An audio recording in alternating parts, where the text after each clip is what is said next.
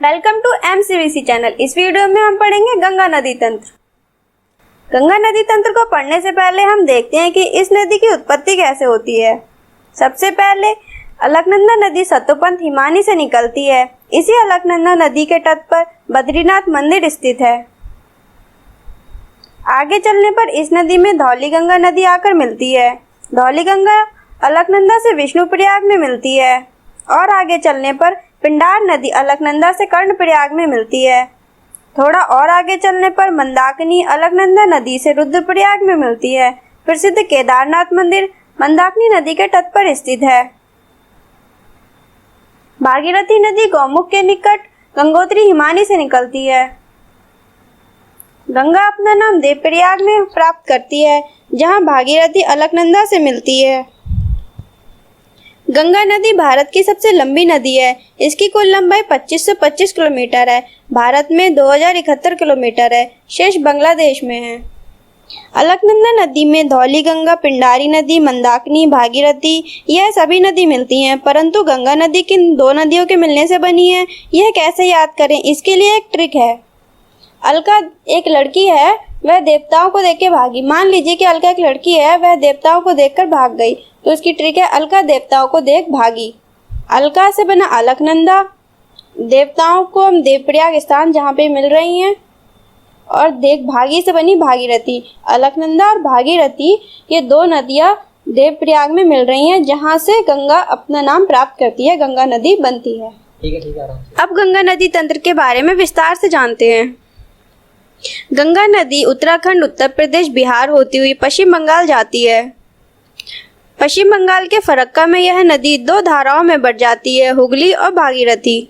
हुगली नदी को विश्व की सबसे ज्यादा विश्वासघाती नदी कहते हैं। इसी के तट पर कोलकाता बंदरगाह है। भागीरथी बांग्लादेश में प्रवेश करती है और वहां इसे पद्मा के नाम से जाना जाता है, यानी कि बांग्लादेश में गंगा नदी को पद्मा कहते हैं। पद्मा नदी ब्रह्मपुत्र नदी से मिलती है। इसे बांग्लादेश में जमुना कहा जाता है। पद्मा और जमुना के मिलने के बाद इसे संयुक्त रूप से मेघना कहा जाता है और आगे चलकर यह बंगाल की खाड़ी से मिल जाती है। गंगा की सहायक नदियां यमुना, घाघरा, कोसी, गंडक, सोन, रामगंगा, दामोदर, गोमती यह सभी गंगा की सहायक नदियां हैं। यमुना नदी उत्तराखंड के बंदरपुर से निकली यमुना नदी गंगा की सबसे लंबी सहायक नदी है। चंबल, सिंध, बेतवा और केन इसकी स्वयं की सहायक नदियां हैं। यमुना का प्राचीन नाम कालिंदी नदी है और यह प्रयागराज में गंगा से मिल जाती है। चंबल नदी यह यमुना की सहायक नदी है। मध्य प्रदेश के इंदौर के जानापाव पर्वत से निकलकर उत्तर प्रदेश के इटावा में यमुना से मिल जाती है। क्षिप्रा इसकी सहायक नदी है। चंबल नदी में घड़ियाल पाए जाते हैं। बेतवा नदी भोपाल के निकट विंध्य पर्वत श्रेणी से निकलती है और उत्तर प्रदेश के हमीरपुर में यमुना से मिल जाती है। केन भी इसकी एक सहायक नदी है, यमुना की। कोसी नदी इस नदी को बिहार का शोक कहा जाता है, क्योंकि यह नदी अपना मार्ग बदलती रहती है और इसके कारण बिहार में बाढ़ आती है एवं बाढ़ के कारण बिहार को हर वर्ष जान और फसल की हानि होती है। दामोदर नदी छोटा नागपुर पठार से निकलती है और हुगली नदी में मिल जाती है। यह नदी रासायनिक रूप से इतनी प्रदूषित है कि इसे जैविक मरुस्थल कहा जाता है। कोसी नदी की भांति ही इस नदी में भी अचानक बाढ़ आती है, जिसके कारण इसे बंगाल का अभिशाप कहा जाता है। दामोदर नदी से ही एडन नहर निकाली गई है। गोमती नदी यह नदी फुलहर झील से निकलती है, जो उत्तर प्रदेश के पीलीभीत जिले में स्थित है। यह एकमात्र ऐसी नदी है जिसका उद्गम स्थल मैदान में ही है। सोन नदी मध्य प्रदेश के अमरकंटक की पहाड़ियों से निकलती है एवं पटना के निकट गंगा से मिल जाती है। दाएं तट पर मिलने वाली गंगा की सहायक नदियां यमुना, सोन, टोंस। दाएं तट पर मिलने वाली नदियों की संख्या कम है, जबकि बाएं तट पर मिलने वाली ज्यादा। अगर हम दाएं तट पर मिलने वाली नदियों को याद कर लें तो उससे हमें आसानी रहेगी कि कौन सी नदी दाएं तट से मिलती है, कौन सी बाएं तट से मिलती है। तो यमुना, सोन, टोंस यह तीनों नदी दाएं यानी कि राइट हैंड साइड मिलती हैं। अब कुछ क्वेश्चन आंसर सेट लगाते हैं। रुद्रप्रयाग निम्न में से किन दो नदियों के संगम पर स्थित है? अलकनंदा भागीरथी, अलकनंदा मंदाकिनी, भागीरथी भिलांगना, भागीरथी मंदाकिनी।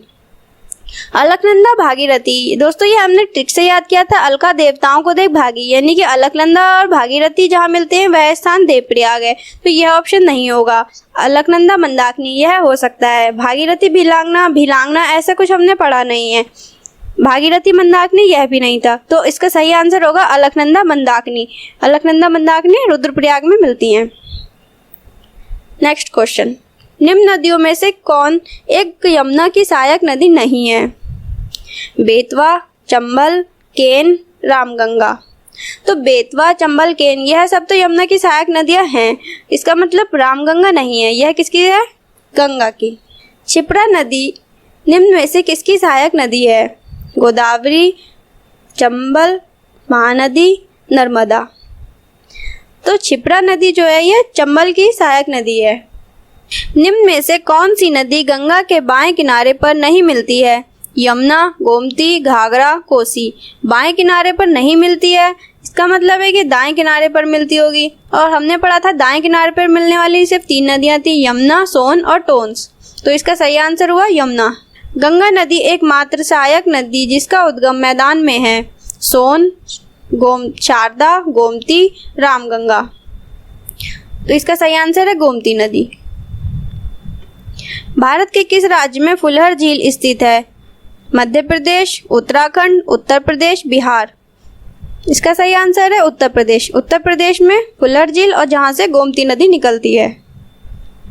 दामोदर किसकी सहायक नदी है? वह है गंगा, हुगली, पद्मा, स्वर्णरेखा।